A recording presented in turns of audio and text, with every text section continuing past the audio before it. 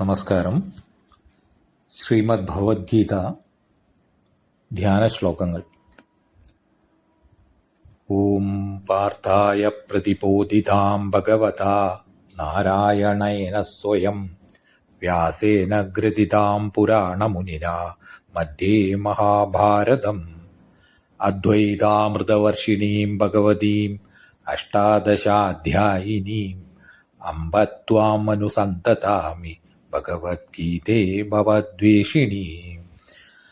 നമോസ്തു തേ വ്യാസവിശാലബുദ്ധേ ഫുല്ലാരവിന്ദായതപത്രനേത്ര യേന ത്വയാ ഭാരതതൈലപൂർണഃ പ്രജ്വാലിതോ ജ്ഞാനമയഃ പ്രദീപഃ. പ്രപന്നപാരിജാതായ സ്തോത്രവേത്രൈകപാണയേ ജ്ഞാനമുദ്രായ കൃഷ്ണായ ഗീതാമൃതദുഹേ നമഃ.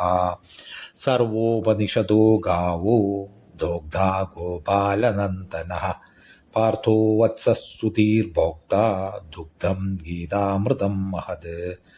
വസുദേവസുതം ദേവം കംസചാണൂരമർദ്ദനം ദേവകീ പരമാനന്ദം കൃഷ്ണം വന്ദേ ജഗദ്ഗുരും.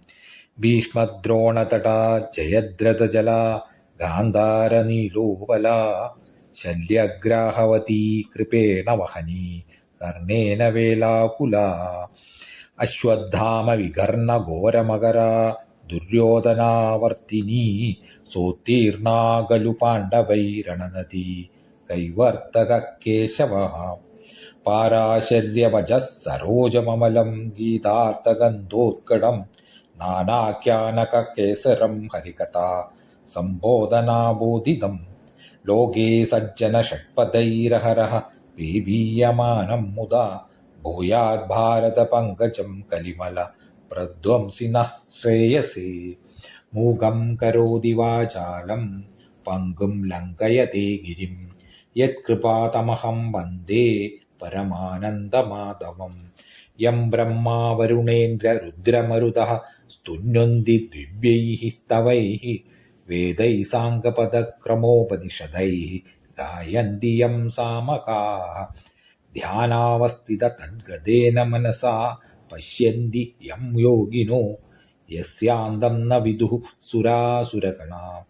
ദേവായ തസ്മൈ നമഃ. ദേവായ തസ്മൈ നമഃ. ഹരി ഓം.